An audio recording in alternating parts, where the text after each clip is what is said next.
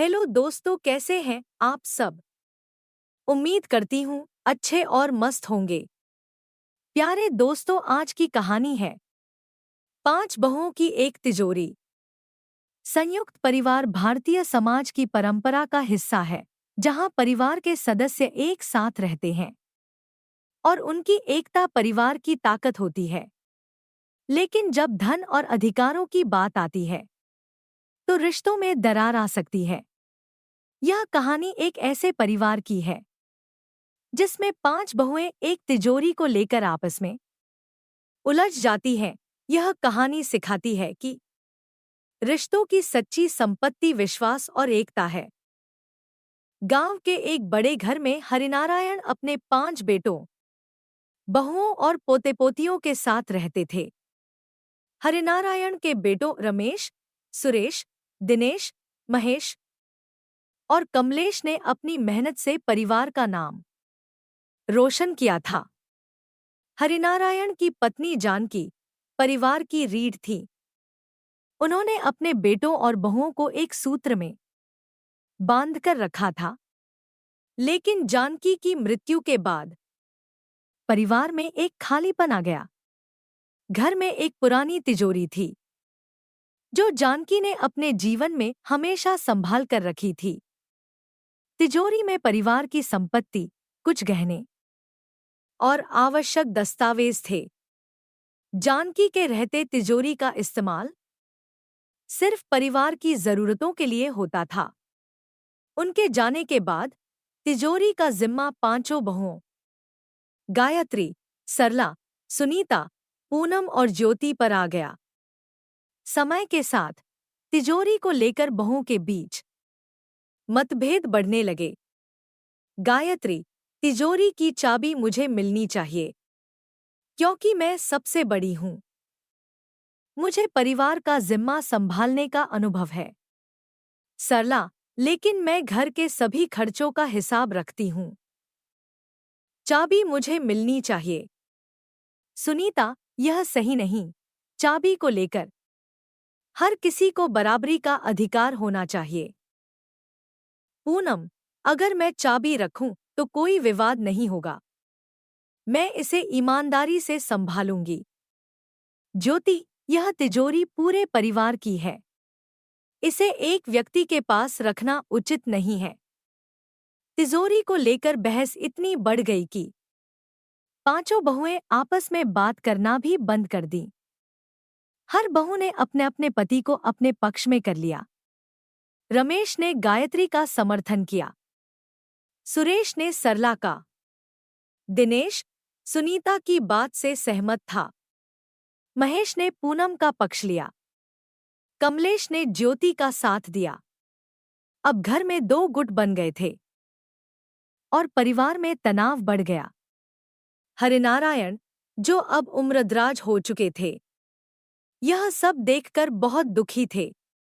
उन्होंने सोचा, यह तिजोरी जो हमारे परिवार की संपत्ति है, अब हमारे रिश्तों को कमजोर कर रही है।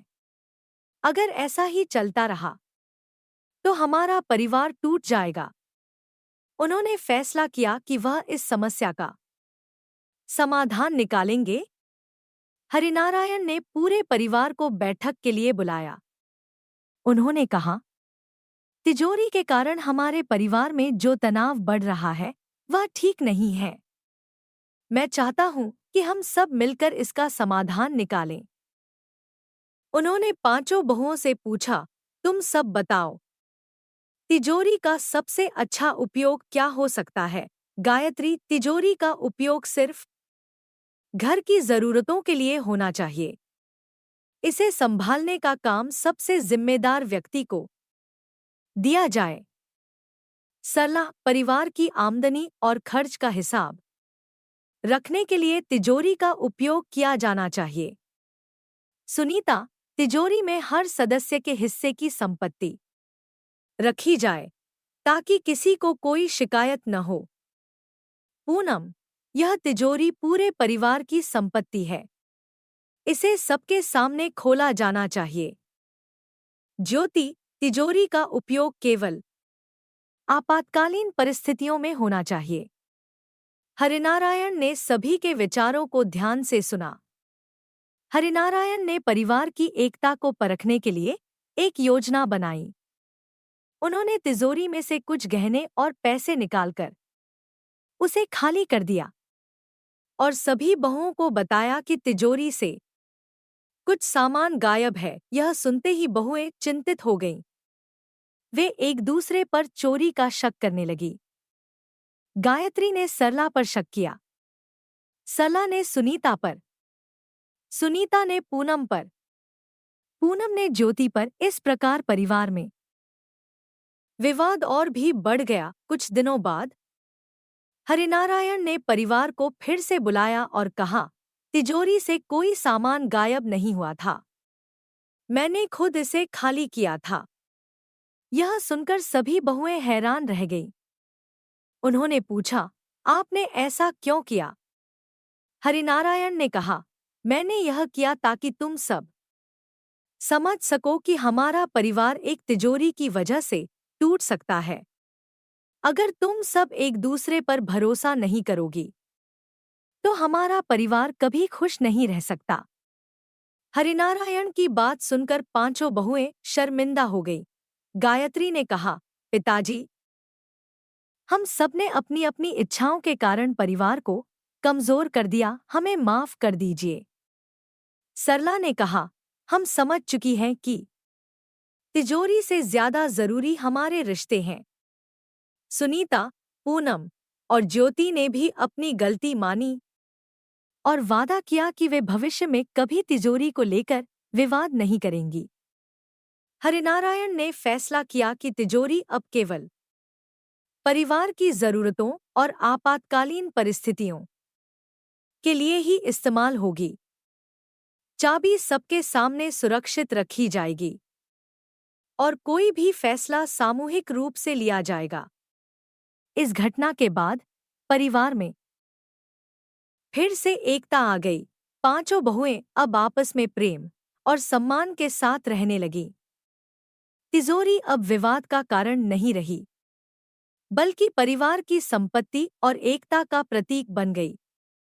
यह कहानी सिखाती है कि धन और संपत्ति के कारण रिश्ते कमजोर हो सकते हैं, लेकिन विश्वास और सामंजस्य से हर समस्या का समाधान संभव है। परिवार की असली तिजोरी उसका प्यार और एकता है। हरिनारायण का परिवार अब पहले से ज्यादा खुशहाल और मजबूत था। पांचों बहुएं यह समझ चुकी थी कि तिजोरी की असली ताकत परिवार के विश्वास में है, न कि उसमें रखे गए गहनों और पैसों में। यह कहानी हर परिवार के लिए एक प्रेरणा है, जो यह सिखाती है कि रिश्तों का मूल्य धन से कहीं ज्यादा होता है। प्यारे दोस्तों, यह कहानी यहीं पर समाप्त होती है। आपको यह कहानी कैसी लगी? कमेंट बॉक्स में जरूर बताएं। अगर आपको हमारी ये कहानी पसंद आई हो तो कृपया हमारे वीडियो को लाइक, शेयर और चैनल को प्लीज सब्सक्राइब जरूर कर लें।